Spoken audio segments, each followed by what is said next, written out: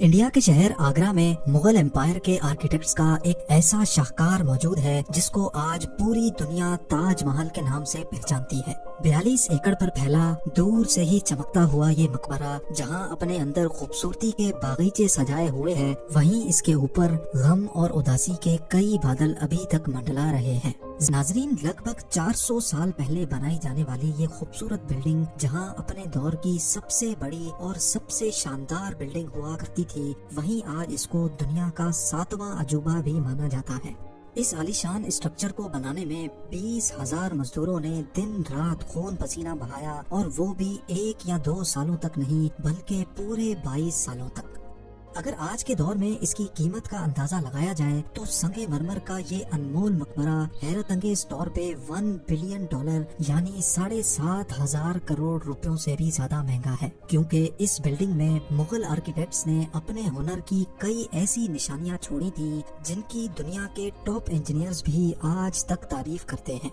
इस बिल्डिंग को ऐसे डिजाइन किया गया कि जब मेन गेट के पीछे से इसको देखा जाता है तो ये काफी बड़ी लगती है, लेकिन जैसे ही मेन गेट की तरफ बढ़ा जाता है तो ऑटोमेटिकली इसका साइज छोटा होता जाता है। दिमाग को चकरा देने वाली ये कोई पहली ट्रिक नहीं थी जो मुगल आर्किटेक्ट्स ने इस्तेमाल की हो। इसके गिर्द चारों मीनारों को बिल्कुल सीधा खड़ा नहीं किया गया, बल्कि ये मीनार बाहर की तरफ थोड़ा झुके हुए हैं, क्योंकि अगर इनको सीधा खड़ा किया जाता तो दूर से देखने पर ये अंदर की तरफ झुके हुए लगते, जैसा कि इन मस्जिदों में आप देख सकते हैं।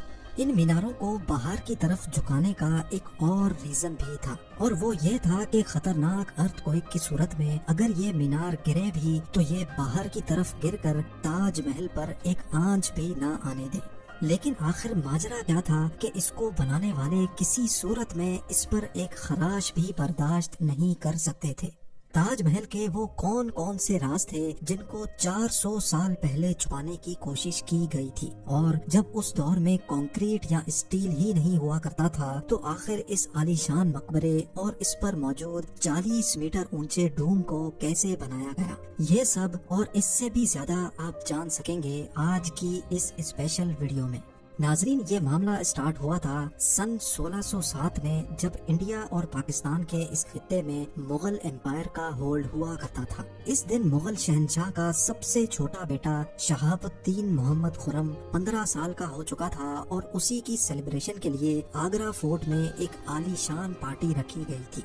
खुर्रम मुगल शहंशाह को सबसे ज्यादा अजीज था, इसी वजह से इसके हर जन्मदिन पर इसको हीरे जवाहरात और सोने से तोला जाता था, यानी जितना वजन शहजादे खुर्रम का होता था उतना ही खजाना इसके नाम कर दिया जाता था।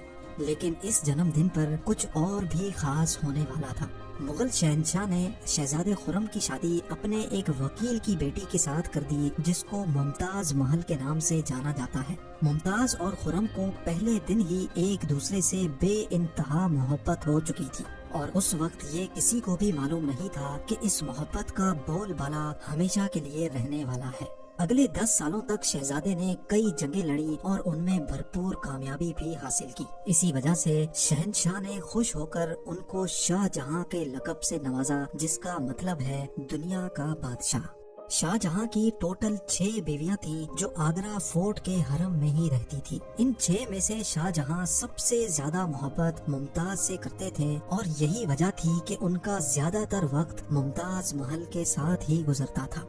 वक्त तेजी से गुजरता जा रहा था, और 4 सालों के बाद यानी 1621 में मुगल शहंशाह अचानक चल बसे। शाहजहां जो पहले ही मुगल एम्पायर में खासा फेमस हो चुका था और जो शहंशाह का चहीता बेटा भी था, 1628 में यानी बाप की मौत के 7 सालों बाद उसने शहंशाह की गद्दी संभाल ली। पूरी मुगलिया सल्तनत अपने नए शहंशाह से बेहद खुश नजर आती थी।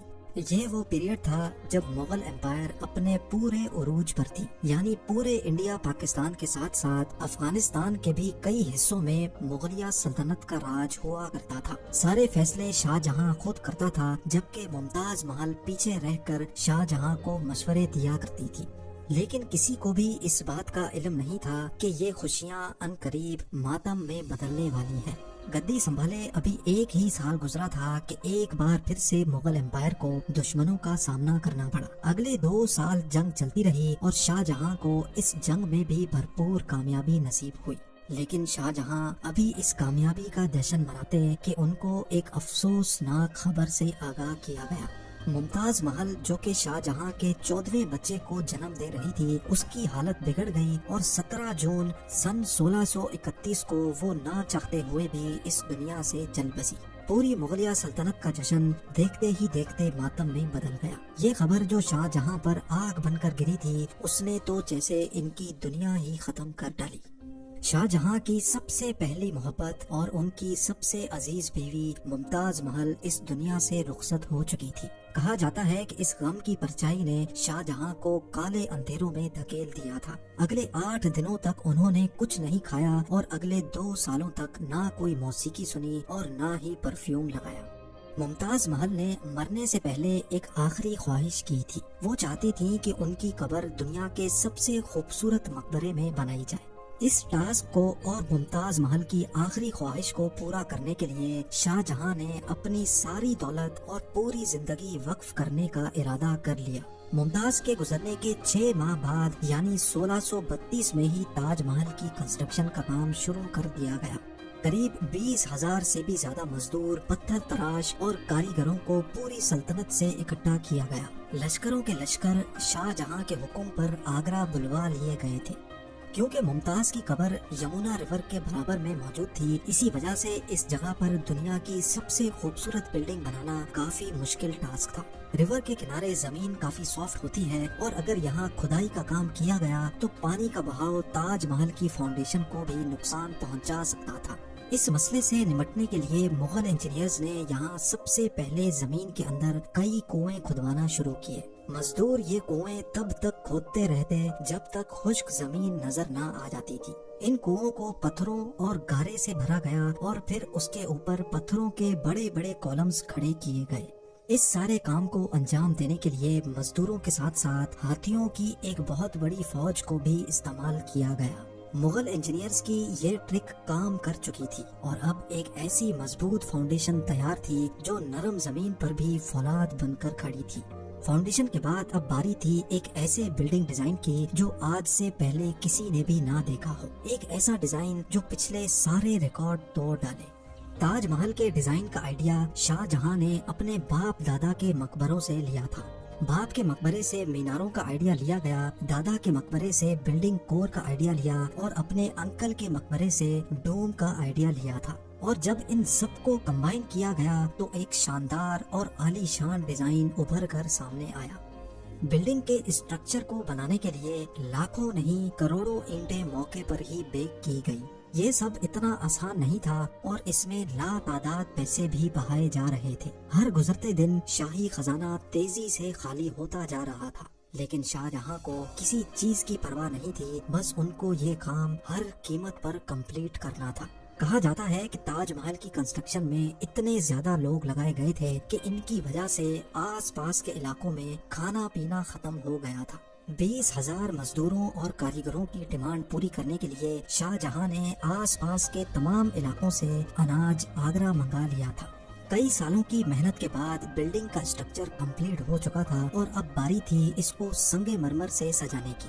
یہ سنگ مرمر آگرہ سے 400 کلومیٹر دور راجستھان سے منگایا جانا تھا، کیونکہ یہاں کا مکرانہ ماربل آج تک دنیا کا فائنسٹ ماربل مانا جاتا ہے۔ شاہ جہاں نے تاج محل کے لیے پورا مکرانہ ماربل ریزرو کر لیا تھا، یعنی جب تک تاج محل کی ڈیمانڈ پوری نہیں ہو پائے گی تب تک کسی کو بھی یہ ماربل خریدنے کی اجازت نہیں تھی۔ 1000 ہاتھیوں کی مدد سے ہزاروں ٹن وزنی ماربل راجستھان سے آگرہ منگایا گیا۔ تاج محل کا یہ خوبصورت ڈوم اتنا بڑا ہے کہ اس کا اندازہ صرف آنکھوں سے دیکھ کر ہی لگایا جا سکتا ہے۔ آج کل اس طرح کے ڈوم بڑی آسانی سے اسٹیل اسٹرکچر پر بنائے جا سکتے ہیں، لیکن 400 سال پہلے 40 میٹر اونچے ڈوم کو بنانے میں ان کے پاس صرف پتھروں کا ہی سہارا تھا۔ اس ڈوم کو بنانے میں مغل انجینئرز نے جو اسٹریس کیلکولیشن کی تھی اس کی آج کے انجینئرز بھی بہت تعریف کرتے ہیں۔ تاج محل کی فنیشنگ کے لیے اس کو پیٹرا ڈورا یا پرچن کاری سے ڈیکوریٹ کیا جانا تھا۔ پیٹرا ڈورا ایک ایسی کلاکاری کو کہا جاتا ہے جس میں قیمتی پتھر کو ماربل کے اندر تراش کر لگایا جاتا ہے۔ ماربل کو بڑی مہارت اور باریکی سے قیمتی پتھر کی شیپ کے حساب سے تراشا جاتا ہے اور پھر اس میں پتھر کو گلو کے ذریعے چپکایا جاتا ہے۔ تاج محل پر استعمال ہونے والی گلو کوئی عام گلو نہیں تھی۔ کافی ریسرچ اور لیبارٹری ٹیسٹ کے بعد معلوم پڑا کہ یہ گلو شیرہ، لیمن جوس اور سنگ مرمر پاؤڈر کو ملا کر بنائی جاتی تھی۔ وہی سیم گلو آج بھی تاج محل کی رینوویشن کے لیے استعمال کی جاتی ہے۔ تاج محل کی خاص باتوں میں ایک بات یہ بھی ہے کہ یہ دن میں 4 مرتبہ اپنے رنگ بدلتا ہے۔ سورج نکلنے سے پہلے یہ بالکل بلیک شیڈ دیتا ہے، سورج نکلنے کے بعد یہ لائٹ یلو اور پنک شیڈ دیتا ہے، جبکہ دوپہر کے وقت تاج محل کی خوبصورتی کا نیا رخ دیکھنے کو ملتا ہے، نیلے آسمان پر جیسے موتی چمک رہا ہو، اور سن سیٹ کے وقت یہ پوری بلڈنگ گولڈن کلر کی دکھائی دیتی ہے۔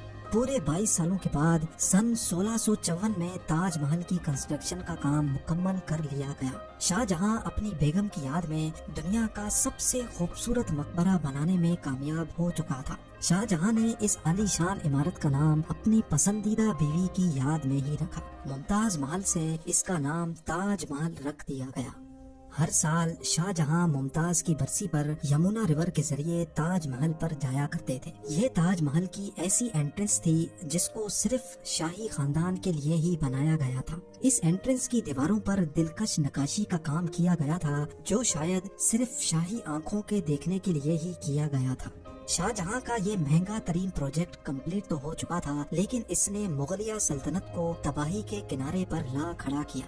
4 سالوں کے بعد یعنی 1658 میں شاہ جہاں اور ممتاز کے اپنے ہی بیٹے نے شاہی تخت الٹ دیا اور خود مغل امپائر کا شہنشاہ بن گیا۔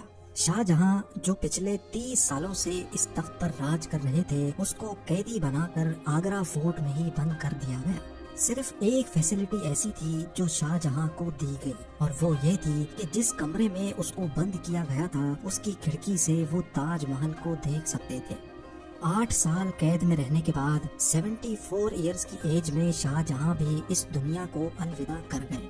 شاہ جہاں کا اب ممتاز سے دوبارہ ملنے کا وقت آ چکا تھا اور ان کو تاج محل میں ہی دفن کر دیا گیا۔ امید ہے زیم ٹی وی کی یہ ویڈیو بھی آپ لوگ بھرپور لائک اور شیئر کریں گے۔ آپ لوگوں کے پیار بھرے کامنٹس کا بے حد شکریہ۔ ملتے ہیں اگلی شاندار ویڈیو میں۔